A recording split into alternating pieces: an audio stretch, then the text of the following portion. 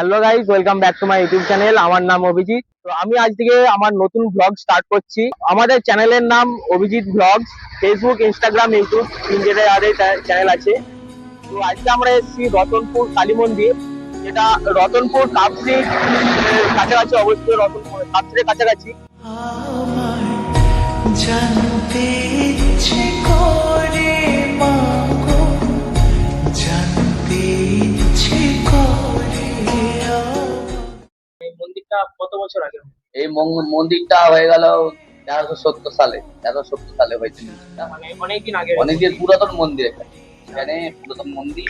মানে প্রতিদিন কত ঘন্টা মিনিমাম পূজা হয়? আমার বলতে পারবো না কখন তখন পুজো হয়। আমি যখন তখন পুজো করি। আমি সকাল থেকে আমি 10টা থেকে পুজো বসেছি।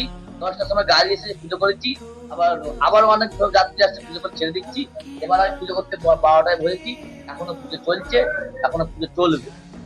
মানে সারাদিনই পুজোটা চলে? সারাদিন পুজো 9টা-10টার মধ্যে পুজো চলবে। তো আমি যে শুনেছি এখানে প্রতিদিন পুজোর পর যে কাঁচ ভাঙার উপর নৃত্য করা, ওটা কি সত্যি?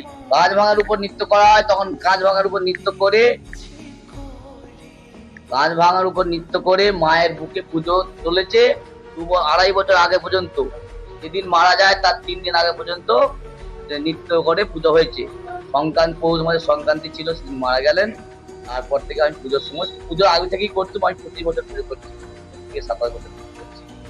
সেইভাবে পুজো চলছে। এখনো কাঁচের উপর নৃত্য হয়। গাইস, আপনারা শুনলেন এই মন্দিরের বিশেষত্ব। তো আপনাদের যদি কারোর ইচ্ছা হয় তো অবশ্যই এই মন্দিরে আসবেন। এই মন্দিরে মায়ের কাছে মন থেকে কিছু চাইলে মা কোনোদিনই তাকে ফিরিয়ে দেয়নি। আর দেখাবো এরপর পুরোহিত মাসে যে বললেন যে কাঁচের উপর নৃত্য হবে, তো আমি সেটা দেখাবো। আপনারা এই ভিডিওটি দেখতে থাকুন। প্রেম যদি দিলে মাগো, এই অন্তরে